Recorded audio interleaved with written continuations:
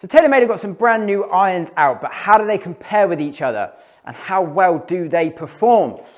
Well, today, that's what we're going to find out.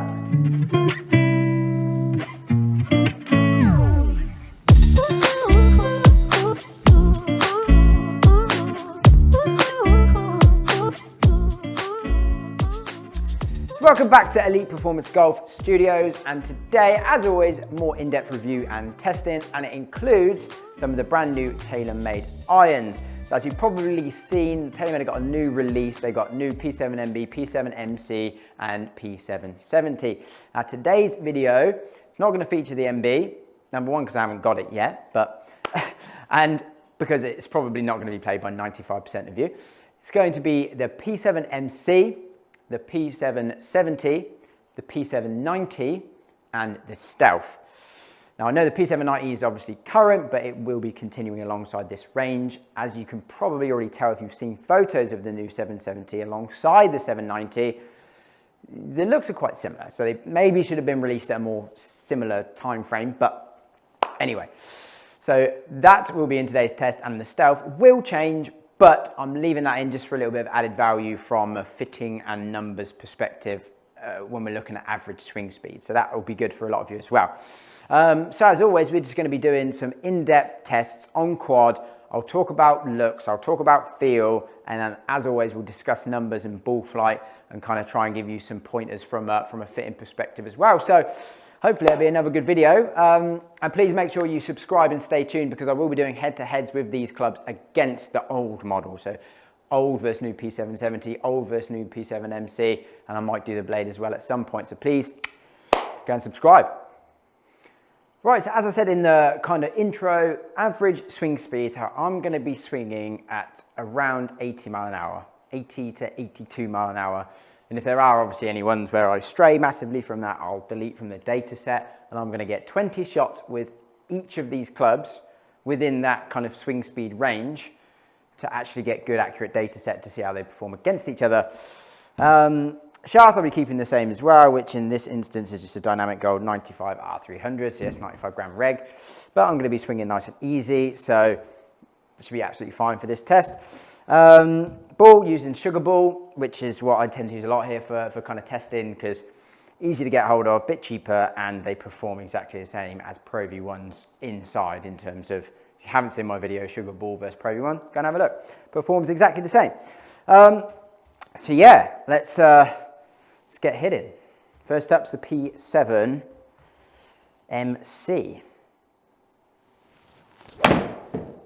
That's got to be close. 81.9, there we go. Good, yeah, I like that flight though, it's nice. So it's going to be really interesting to dive into the numbers on this, because I'm going to be touching on a lot of things from a fitting perspective that maybe a lot of people won't even think about. So definitely stay tuned for the numbers.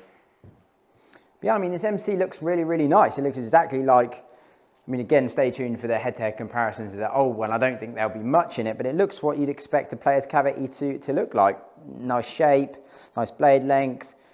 Top line is not really small, but it is reasonably small. It just looks quite nice. It looks like it's got a bit more of a satiny finish on the face maybe than the previous one from memory, but yeah, it looks really, really, really good by the ball.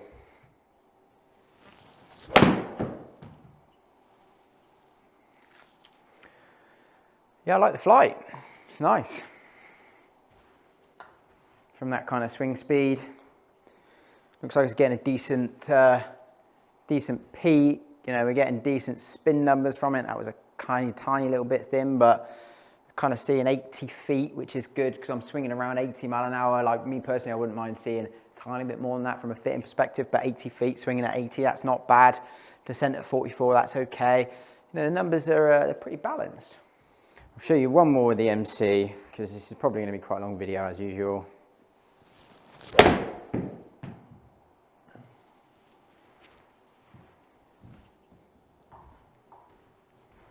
tend to always hit it left whenever I try and swing really slowly. Again, pretty good numbers, don't mind that at all. Yeah, it's pretty good. Right, so that's 31 shots hit with the P7MC, and I deleted maybe 5 or so, and I got an average swing speed of 80, so brilliant. And now we're jumping into the Stealth, so from the highest lofted straight down into the strongest lofted. So the MC sitting at 34 and this down at 28, both obviously 7 irons. People jumping straight in the comments, that's not a 7 iron, that's not, it's got 7 written on the bottom, all right? That's what I mean. So, I mean, let's see what the ball flight's like with this straight away.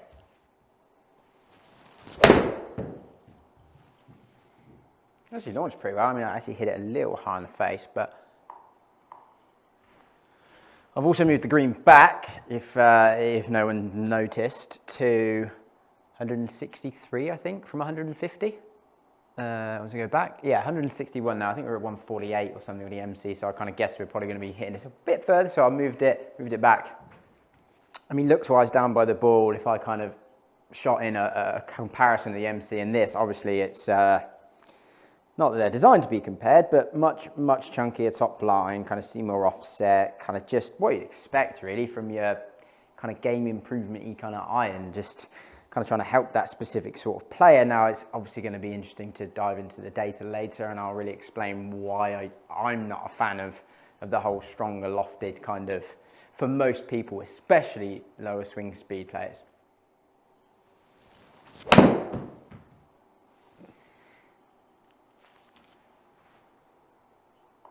I mean, the efficiency is just ridiculous. Now it's kind of a little bit low toe-y. Yeah, tiny bit. It wasn't bad. The efficiency 144. Like that, I can't even get that out of my driver. 144 efficiency. It's ridiculous. However, efficiency is very relative to swing speed. So the slower you swing, obviously, the easier it is to get more efficiency out of it, especially when you're hitting an iron that's super strong in loft. And I typically deliver, you know, a little bit less loft anywhere I take off loft. So I actually delivered 19.6 degrees of loft on that shot, swinging at 80 mile an hour. It's kind of why we saw a super high efficiency.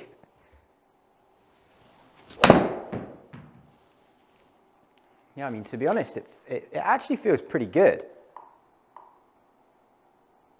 I mean, obviously, it feels a little bit kind of clippier, a little bit clickier than the MC, which is what you'd expect. But especially at this swing speed, I actually think they both feel really nice. I mean, if I was swinging at my swing speed, I feel like this would definitely feel firmer and clickier, to be honest. But at this kind of swing speed, it's got a little bit more of that click to it. But to be honest, it feels really nice off the face. Right, so from the super strong lofted game improvement beast into the brand new P770.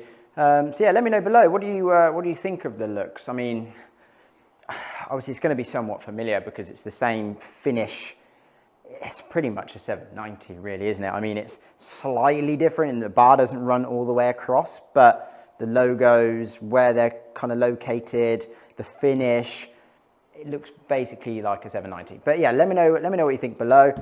Yeah, going back behind the ball straight away, that more players look, you see a little bit more loft. I mean, obviously this 33 degrees in loft versus the MC at 34, and then the Stealth at 28.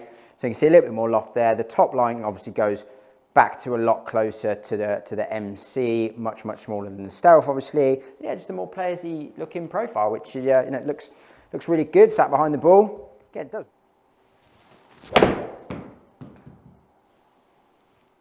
$81.6.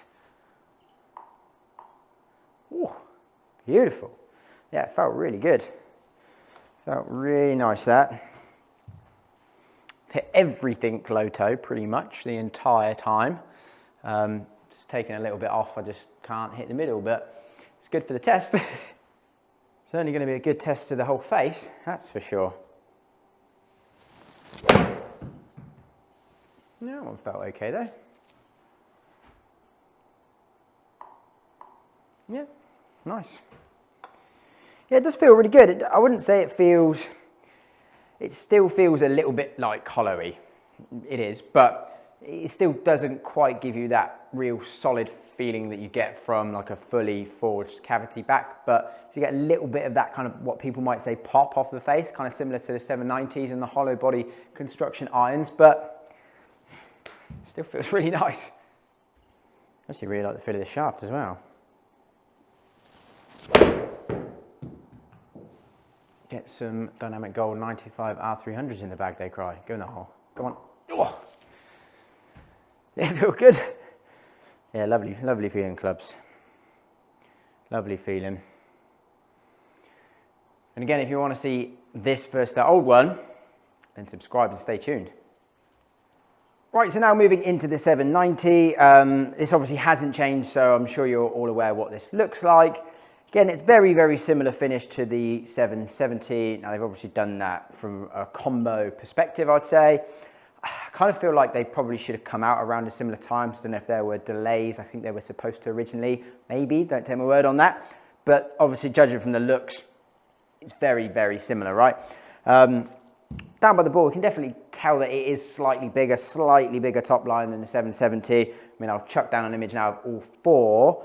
From the MC on the left to the Stealth on the right, you know, it does progress quite nicely. You know, you can see that the MC is a little bit smaller than the 770 a little bit smaller than the 790, and then obviously the big boy on the end, the Stealth, obviously quite a bit bigger and a bit chunkier. So it is quite a nice progression. One thing that I will say based on that combo set is if you are going to combo 790 and 770 with them being slightly different lofts, make sure to get the gapping done, lofts checked, all that kind of stuff. Don't just go for it. Make sure you kind of got the gapping right and the set right as it should be.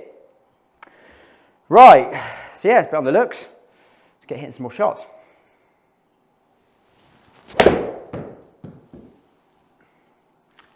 Felt very 790-esque. Again, I certainly take the result.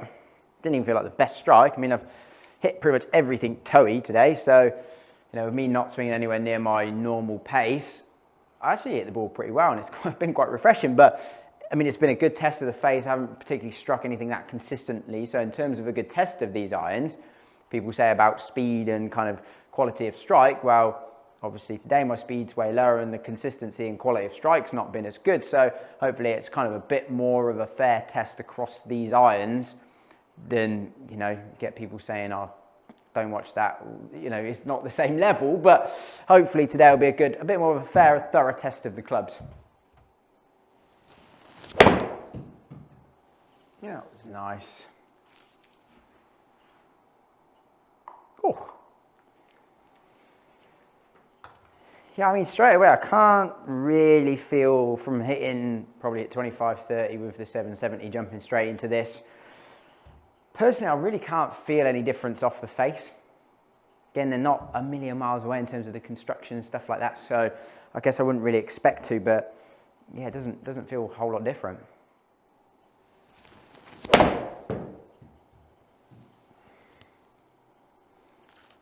Yeah.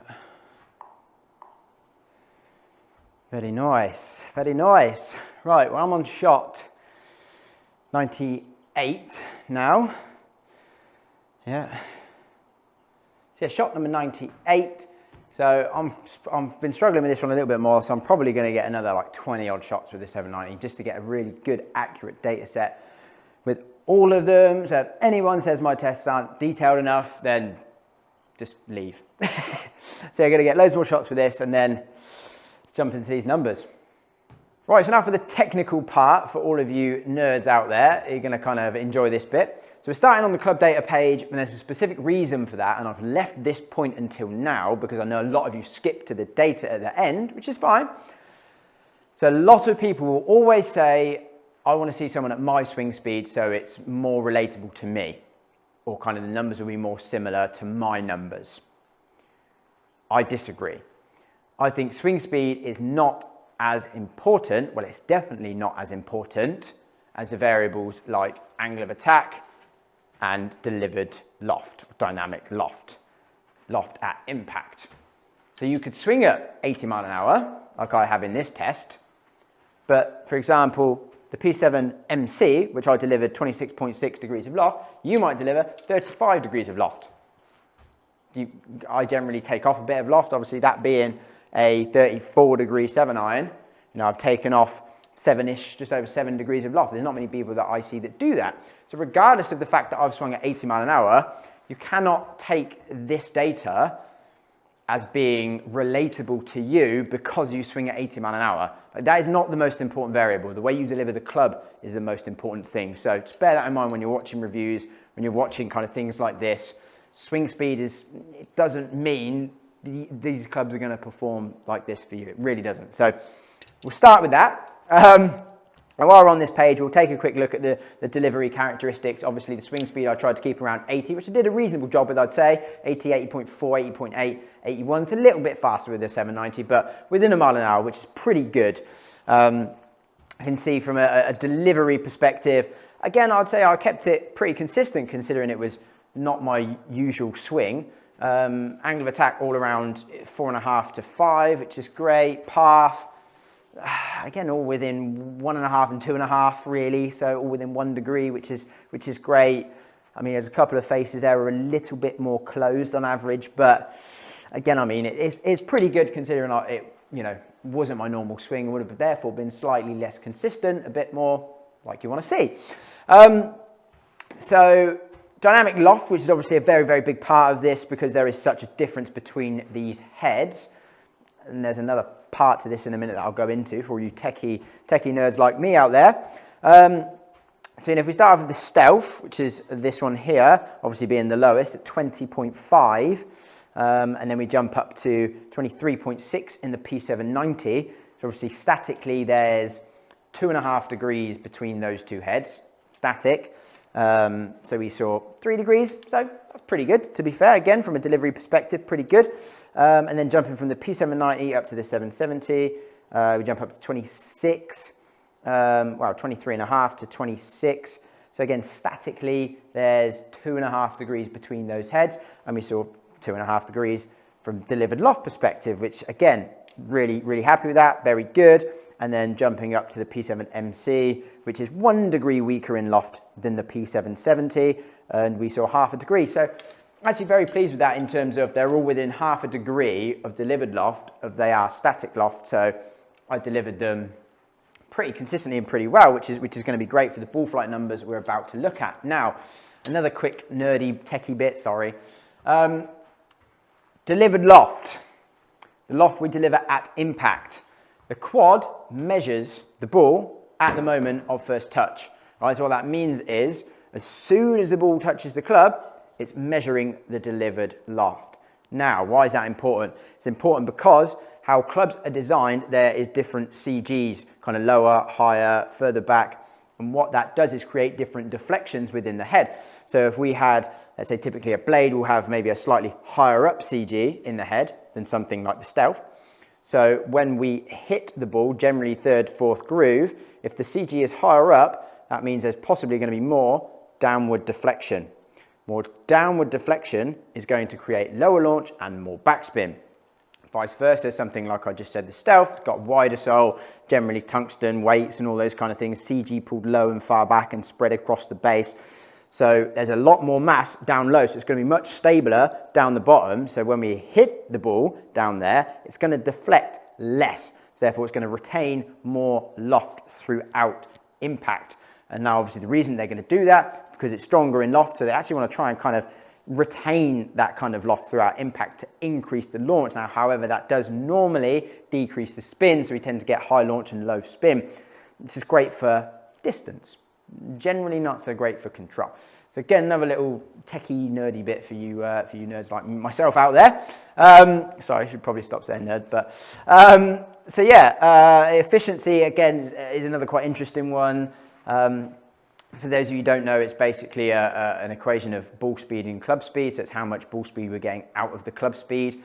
So yeah, Stealth 143 efficiency like that. Genuinely, I'd be happy with that with my driver. I think I did mention in the video, the slower you're swinging with the less loft, obviously it's going to be easier to get more efficiency out of it, hence why it's super, super, super efficient. I mean, swinging at 80 and delivering like 20 degrees of dynamic loft, I mean, yeah. So 143, like that's too much efficiency for a 7.9, straight away, too much. And then obviously jump down to the second most efficient with 790, which makes sense because it's second strongest in loft, down to the 770 and then down to the MC. Not a great deal between the MC and the 770 to be fair, but again, there's only that 1 degree of loft. And although there is a slight design difference in the heads, loft is, you know, normally king when it comes to this sort of thing. The design is going to matter a little bit, but I mean, and this is a very key element for me when I'm fitting. I love 134, 135 for a 7-iron. That's a pretty good place to be. If we're at 143, I'm going to look at that and go, those lofts are way too strong, and probably the ball flight's going to be suboptimal, which, let's take a look at that now. Right, so ball flight data, we're going to be looking at ball speed, launch, spin, distance, all those kind of things. But first of all, what I want to talk about, and this is kind of one of the reasons that I included the Stealth, is one of the major bits of data that we're going to look at from a fitting perspective from irons is peak height and angle of descent. If you don't know what angle of descent is, it's the angle that the ball is landing into the ground at. Now, why is that important? Because that is one of the main factors when it comes to stopping the ball on greens. A lot of people think it's spin, not really with irons. It's going to be far more angle of descent. So spin will create lift, and lift does create it to climb, which then therefore does get it to kind of stop a bit quicker because of the steeper angle of descent. So that's one of the main elements that we do look at during an iron fitting, and I think this is why this bit is very important, right? So an average swing speed with my delivery, the Stealth had a peak height of 73 feet and had an average descent of 39.9, so a 40-degree descent angle. So, I mean, we typically be trying to get sub 40 with driver, right? We definitely don't want sub 40 with a 7-iron, like absolutely not. So although we can see it went a long way, a long way, carried 167, which as we can see is a lot further than others, a lot of places may use that as a selling point, right? And not necessarily dive into this data, which is super important because this is what's going to give you your control. This for me is balance. Like, we want a balanced ball flight. Yeah, so if we step up to the 790 and we've got a peak height of 82 feet, descent angle of 43.6, so we're starting to get to a range of that's almost decent. You know, if that was the best we could do in a fitting, I'd be like, okay, that's not bad. I'd like it to be better, but that's not bad. Now we jump up to the 770 with a peak height of 84 feet and descent of 44.8, so almost 45 degrees. Now that's much better, much better. So, and in all honesty, we're losing 5 yards of carry between the 770 and 790. So that's, you know, although it's only 1.2 degrees, I mean, if we can get, that's a good average 45, because I know there's going to be some that are going to be steeper than that. 45 is kind of the magic number, right? Because if you imagine the 45-degree kind of angle, if we go steeper than 45 degrees, that's where the momentum is really going to kind of shift to more vertical rather than more horizontal. So if we all of a sudden got a more vertical than horizontal ball flight, it means it's going to stop quicker. So getting it north of that 45 is really kind of ideal. It's going to give us more stopping power. So the 770 at 84 feet and 45-degree descent angle is great. Now here's an interesting thing. A lot of people will say, surely the MC would have gone higher and descended steeper because it's got more loft. As you can see, it spun more. 6,000 is the highest spin. So surely it should have been the highest and descended the steepest, but no, it was 80 feet, so 4 feet lower than the 770, and the descent angle was 44. So it's better than the 790, but not as good as the 770. So that 770 really sits in a perfect middle ground for what we would want for this speed and this delivery. And the reason for that, if we look at the ball flight dynamics, so between the MC, we saw MC launching at 18.4 and the 770 launching at 18.9. So actually a pretty similar launch. We got a little bit more out of the 770, which is going to be helping that peak height and angle of descent. And then the spin was lower, which isn't going to be helping that angle of descent by about 400 revs. So really, I mean, it just came from getting that bit more ball speed. 107.8 to 109.3. So although the launch conditions are pretty similar, that more ball speed is just going to keep the ball just climbing that little bit longer. So therefore we reach that slightly higher peak, which is always an interesting one to try and kind of get right in a fitting, because like I say, if we add loft, too much loft, we're going to lose ball speed, which will lose peak height. If we go too strong in loft, it's going to just reduce the launch too much, so we're never going to get that peak height. It might have loads of ball speed, but it's too low launch. So it's kind of exactly like this, trying to find a balance and a middle ground. Right, so let's kind of dive into this a little bit more. Sorry, I was so waffly, but very technical and hopefully quite helpful for everyone out there. So ball speed, we see obviously the MC at 108, 770, 109.5, so couple of mile an hour in that, and then another couple of mile an hour up to 111.6 in the P790, and then a big jump up to 115 with the Stealth. So I mean, typically, if you were to say, we'd like to see 1 mile an hour per degree of loft-ish, something around there, depending on the head designs. I mean, there's only 1 degree difference between the MC and the 770, and we saw kind of that 1.5 mile an hour. So yeah, pretty good. And again, there's 2.5 degrees between the 770 and the 790. Again, we're kind of seeing, yeah, 2.3 mile an hour. So it's exactly what we'd expect to see. But then there is only 2.5 mile an hour, 2.5 degrees between the P790 and the Stealth. Yet we saw kind of, what's that, 3 mile an hour? It's just over 3 mile an hour. So that is getting a little bit more ball speed, that Stealth, that game improvement, hollow body, kind of quick, thin, high COR, fast face. We're getting a little bit more ball speed out of that. But again, it's not loads more than the 2.5 degrees. Loft is always king. But loads more ball speed out of the Stealth, but the launch is just way down, like way down. The spin at 4,390, like, yeah, loads of ball speed, but 15 launch and 4,400 backspin when you're swinging at 80 mile an hour is not good. That is not good. Not to mention the fact that that's the 7 iron.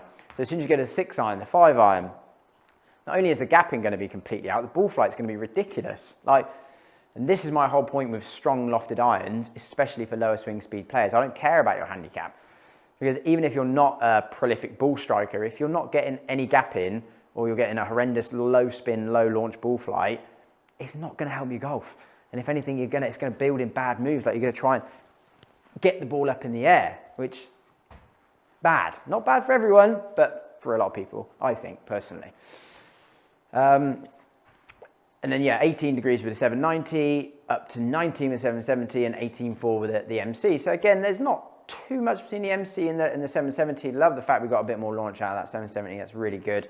And again, 19 and 56 is a really nice balance. You can maybe even change the ball to a slightly spinnier ball to take that up to closer to kind of 6,000, which would be lovely, which would give us that slightly more steeper angle of descent, get it over that 45 mark would be lovely.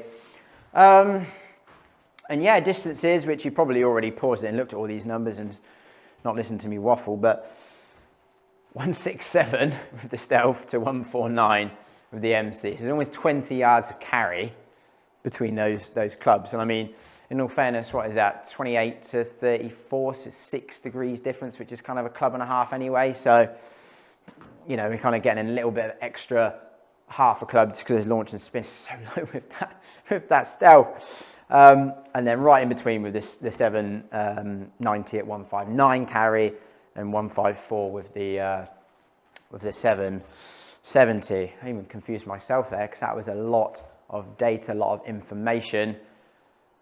But just taking you through some of the theory and some of the process of what we look at fittings and why this kind of thing is so important to get right.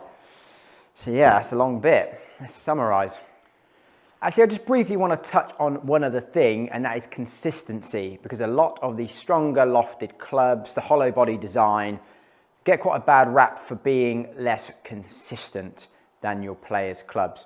So we're going to have a quick look at the data here. And again, a lot of people might say I'm more consistent than your higher handicaps. Yes, quite possibly, but I also do feel like I tested quite a lot of the face in this test where I wasn't swinging my normal swing. So I feel it was a good test of these clubs. So I mean, if we look at the standard deviations, which is a deviation away from their average, I mean, it's the Stealth 2.6 and ball speed 2.2, 3.1, 2.3. I mean, there's nothing there. It's as consistent, if not better, than some of the others.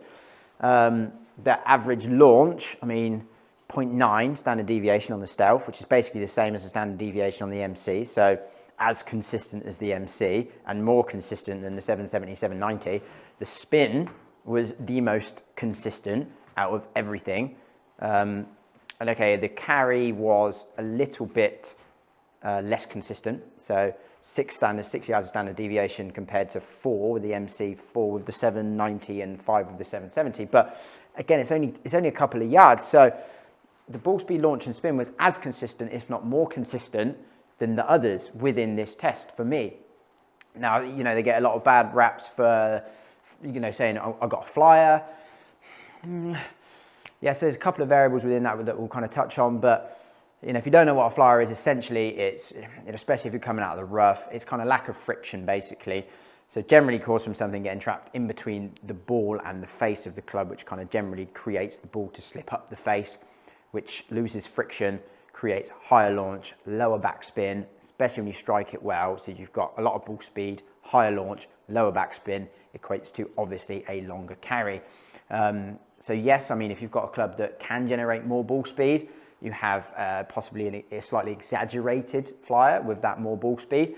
If you have a club that generates much lower backspin already, like the Stealth, and then you get a drop in spin as well from a bit of a flyer on the course, then yes, again, it's going to be slightly exaggerated. However, I feel that that from a consistency factor, it is as consistent as anything else, the Stealth and the 790. I've had a lot of people in here that say they have that problem, but when you really, really dive into the data, and again, this is a controlled environment, it's not out on course, so you can quantify everything that you're seeing.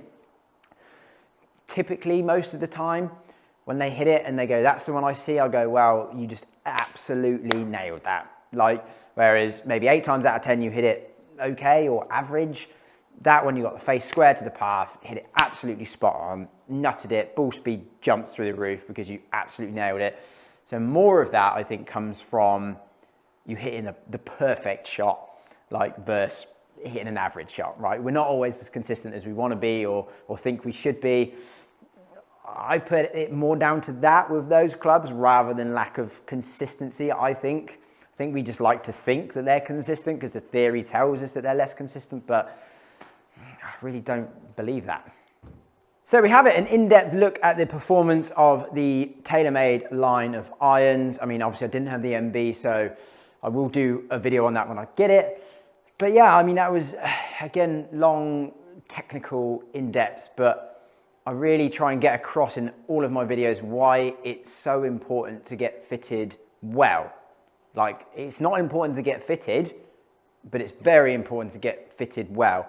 Because I've seen it time after time with people who've come in, who said they've been fitted. Not going to say any names, but I think a few of you might know. And I look at it and I go, wow, that's just... Sometimes you can get fitted a bit of a bad name, right? Because, they go somewhere, get fitted, then come to me and I go, well, your long irons don't gap, your ball flight's too low, it's too hot, you're not getting any control, which is why you're here. Frustrating. This is why I try and get across to people to really make sure you get fitted and give you this kind of information and this knowledge and this data. So if you do go and get fitted, you can kind of take that with you and go, is it giving me this? Is it giving me that? What's it doing? Why is that better? Why is that worse? Ask those questions. Yeah, good.